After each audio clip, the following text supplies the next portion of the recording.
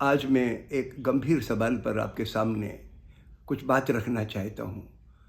बात यह है कि विदेशों की ज़मीन से हम जब सरकार की आलोचना करें तो ज़ाहिर है ज़िम्मेदार तो रहें, लेकिन हम ट्रांसपेरेंट रहें कि ना रहें, ये मसला है। 1947 में हम आज़ाद हुए। वो दौर शीत युद्ध का ज़माना था। कोरियन वार, वियतनाम वार और तमाम देशों की चुनी हुई सरकारों के खिलाफ कू कराया जा रहा था। स्टार्टिंग फ्रॉम मुसद्दक की सरकार इन ईरान, उनको हटा के शाह को बिठाया गया। तो ये जो चीज़ चल रही थी, उस वक़्त लॉबीज काम करती थी। हिंदुस्तान में भी हमारा मुल्क निर्गुट राष्ट्र सम्मेलन की नीति को बनाने वाला था। उस पर हम चलने वाले थे कि हम किसी खेमे में नहीं रहेंगे, न पूंजीवादी खेमे में, न साम्यवादी खेमे में। लेकिन पूंजीवादी खेमे की तरफ से लॉबिंग करने वाले अमेरिका में, यूरोप में और हिंदुस्तान में भी, या पाकिस्तान में, जितने भी थर्ड वर्ल्ड कंट्रीज़ हैं, इनमें लॉबीज थी। और सारी की सारी lobbies led by communal forces. Communal forces के मेरे माने ये है जो धर्म के नाम पर या नस्ल के नाम पर घृणा पैदा करके पोलराइजेशन पैदा करें और हुकूमत हासिल करें, उन संगठनों को अपन सांप्रदायिक कहते हैं। तो ऐसी चीज़ें लॉबिंग कर रही थी। और अमेरिका में सबसे बड़ी लॉबी हिंदुस्तानियों की जो होती थी वो सांप्रदायिक संगठनों की ही थी। 1971 में हमारा जो वर्ल्ड वार, वो बांग्लादेश के सवाल पर लड़ाई हुई पाकिस्तान से, उस वक़्त भी सबसे स्ट्रॉन्ग लॉबी करने वाली जो जमात थी हिंदुस्तानियों की, वो सांप्रदायिक संगठनों की ही थी। हालांकि और बाकी संगठन प्रगतिशील लोग भी उसमें मुखर थे, लेकिन डोमिनेंट वही थी। 1976 का ज़माना आया। मैं पहली मरतबा अमेरिका गया। जब अमेरिका गया तो उस वक़्त हिंदुस्तान में इमरजेंसी लगी हुई थी। सुब्रमण्यम स्वामी बड़े नेता थे भाजपा के, जनसंघ के। तो ये किसी तरीके से अमेरिका पहुंच गए। इनके लिए रेड कारपेट वेलकम टाइप हुआ। हर प्लेटफॉर्म प्रोवाइड किया गया अपनी बात रखने के लिए। बात क्या रखते थे ये? इंदिरा गांधी के खिलाफ ही तो बोलते थे, सरकार के खिलाफ। और सरकार के खिलाफ बोलना तो मेरी समझ में भी आता है, और हर एक का हक है बोलने का। वो तो इंसानियत का तकाजा है कि आप अपनी सरकार, किसी भी मुल्क की सरकार के बारे में ऑब्जेक्टिवली एनालाइज करें और आप इमरजेंसी का विरोध करें, वाजिब है। लेकिन उसी तक वो सीमित नहीं था।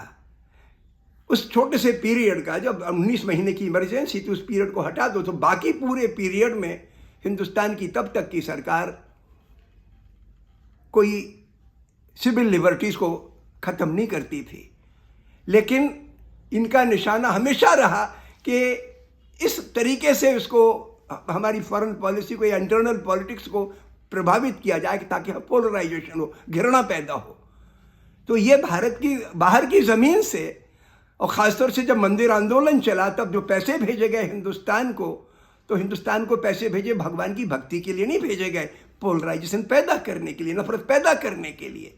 तो ये जो लॉबीज़ हैं, यही देशद्रोह का काम करती हैं।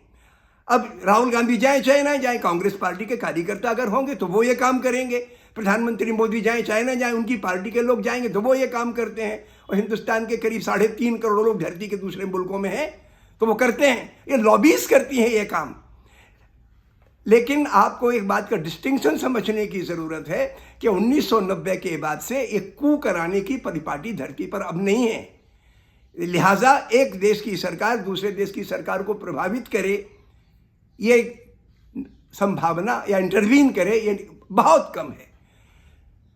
और अगर उस तरीके से आंकें भी आप, तो सबसे क्लोज तो हमारी जो रूलिंग पार्टी है, इसके एलाइज ही अमेरिका में है सबसे ज़्यादा। इनकी लॉबी सबसे स्ट्रॉन्गेस्ट है, इन्हीं के सबसे अच्छे ताल्लुक हैं वहाँ की सरकार से।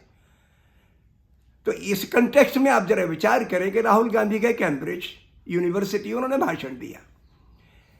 अमेरिका और यूरोप की यूनिवर्सिटीज़ वो यूनिवर्सिटीज़ हैं जो अक्सर अपने ही मुल्कों की सरकार के खिलाफ स्ट्रॉन्ग पोजीशंस लेती हैं।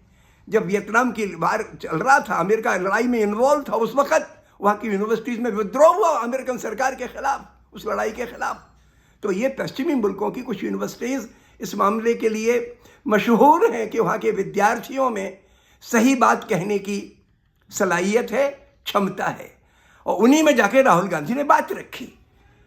और एक भी बात उसने ऐसी नहीं रखी जो हिंदुस्तान की पार्लियामेंट में ना कही गई हो या हिंदुस्तान के समाज में ना कही गई हो। उस कंटेक्स्ट में उन्होंने ये रखा कि जब माहौल में खौफ है, नफरत है, हमने एक यात्रा की तो बताना था ना खौफ क्या है। तो जो खौफ हमारा कलंक ज़रूर है, खौफ को बताना कलंक नहीं है। किसी को आप जिंदा जला दो, ये कलंक की बात है। उसके बारे में किसी को पता लग जाए, ये कलंक की बात नहीं है। सच्चाई पर फोकस करना कलंक बुरी बात नहीं है, उस पर पर्दा डालना बुरी बात है, वो कलंक होता है। कोई भी आदमी, धरती का समझदार आदमी, सरकार को जनता के बराबर नहीं मानेगा।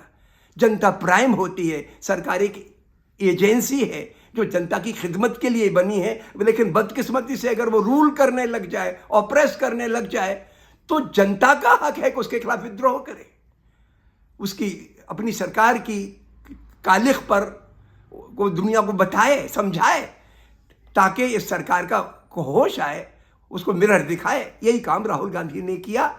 और दिक्कत यह है कि जिस वक्त हमारा हिंदुस्तान इस बहुत गंभीर सवाल से जूझ रहा है कि किस तरीके से हमारी हुकूमत यहाँ के कॉरपोरेट एलीट को रईस तर रईस बनाने पे तुली हुई है, उसका खुलासा तो करो, उसकी जेपीसी तो बनाओ, पार्लियामेंट में जांच तो कराओ, ये हुआ कैसे।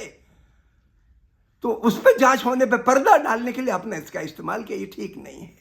मैं चाहता हूं कि हम पढ़े लिखे लोग या कोई भी कम पढ़ा लिखा हो लेकिन आंख खोल के देखने वाला आदमी इस बारे में अपनी आवाज़ बुलंद करे कि ये जो एग्रेशन किया जा रहा है सच्ची बात को दबाने का, वो ठीक नहीं। शुक्रिया।